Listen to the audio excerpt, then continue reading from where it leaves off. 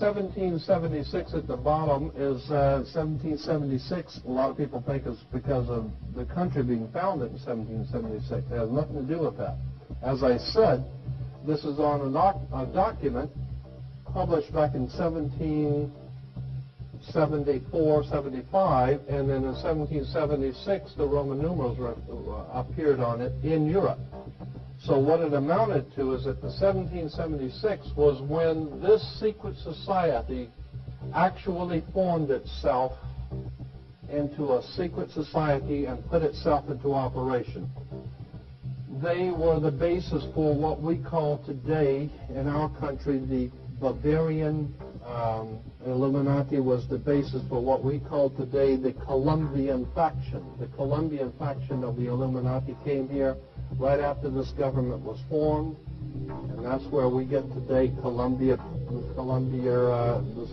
Space Shuttle, Columbia Movies, Columbia Television, Columbia Records, everything, Columbia University. As a matter of fact, Columbia TV, Columbia Broadcasting System, CBS. What is the symbol for CBS? It's the all-seeing eye. And that's why our government is in the District of Columbia, because these guys own our government. They print our money, and they own not only the government, but they own you. You are their property. So, in other words, these guys print the money, they run the country, and they own you, and they own everything around. There are 13 layers in this pyramid. There are 13 letters in Anacoeptus. But 13 is a very important number to this secret society. There are 13 stripes. There are 13 stars here, which make up the Star of David. The 13 berries, there are 13 leaves, 13 arrows. There are 32 feathers here and 33 feathers there.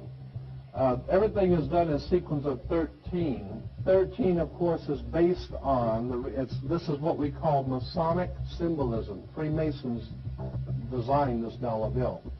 Everything is done in sequence of 13, and again, on the $1 bill at the top, you'll see this little image right here. But if you blow it up from an actual photograph, you'll see it is it's a little owl. It's a symbol of the Bohemian Society. The Bohemian Society meets in California on the last 2 weeks of July of every year. I have pictures showing all of the presidents, all of the living presidents, excluding the new one, but all of the living presidents at Bohemian Grove in Northern California, and they're all wearing red and black Ku Klux Klan dress type of regalia, like the Ku Klux Klanners, with the pointed headdress and everything. And, I mean, that's quite a sight to see presidents dressed like Ku Klux Klan members, right? And they're standing in front of a big open pit of fire, and behind them is about a 20 to 25-foot owl behind them. And the article in Elm Magazine and Time Magazine, I've got 2 or 3 different magazines showing basically the same pictures. It says that the presidents meet with all of the heads of industry throughout the world, all of the heads of state throughout the world, and all of the most important wheeler dealers in this country, and they all meet up in Northern California, and they have rituals where they go before the owl after midnight.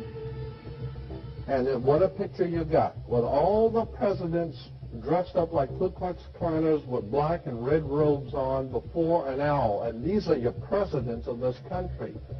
And the reason why they chose the owl is because the owl is a symbol used in Europe by secret societies, because the owl is wise, because it sees things in the dark.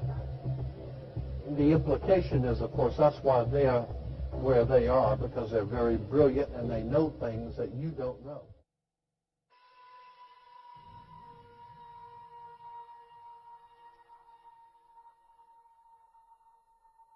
Senator John Kerry, also a member, but none of them will talk about it. So is the secret Skull and Bones Society a fraternal club for the elite, or is there something more to it? Well, Chris Milligan is the editor of a book soon coming out in paperback, Flushing Out Skull and Bones, Investigations into America's Powerful Secret Society. And Chris is actually joining us from Portland, Oregon. Chris, welcome.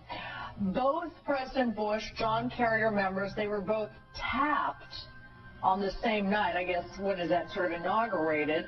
Are you surprised that neither one of them will speak about it? Yes, I am. It is something that they're known to do, is not talk about it. One of the rules used to be, if Skull and Bones was mentioned, that they were supposed to leave the room. And I find it very concerning for the American public. Where does their allegiance lie? Does it lie to this little secret society or to our republic? And this is almost out of a novel that, you know, the president and his rival for the White House both were tapped on the same night. The club is so shrouded in secrecy. Tell us a little bit about it. Does it admit women, minorities? Yes, it started admitting women in 1991, and actually they got tapped on different nights.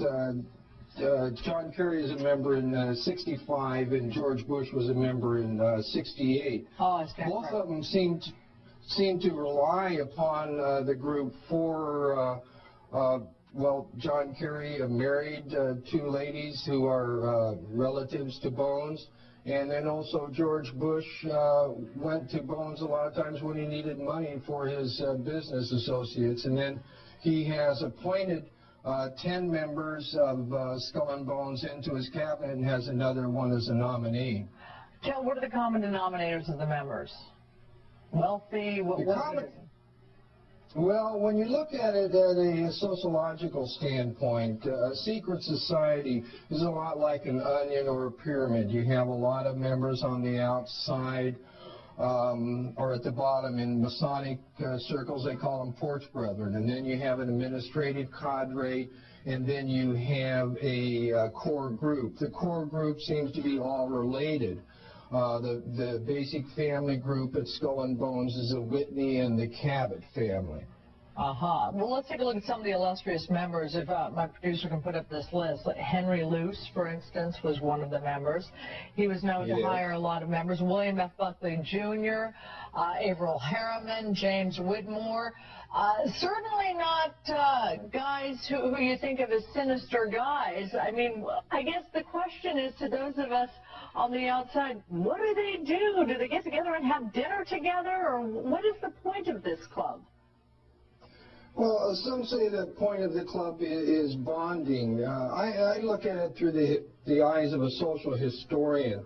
And when you look at the grouping of people and the jobs that they have, you find a very large amount of the membership has been involved in intelligence. And then one of the most disturbing things is that the family groups have been involved in drug running since the early 1800s. Drug running? And it seemed... Yes. The founder of Skull and Bones was William Huntington Russell, and his family business was Russell and Company, which was the America's largest opium smuggler, the third largest in the world. Wow. Chris Milligan, unfortunately we are out of time. We're going to have to leave it at that fascinating subject, the author of a book on Skull and Bones. Thank you so much.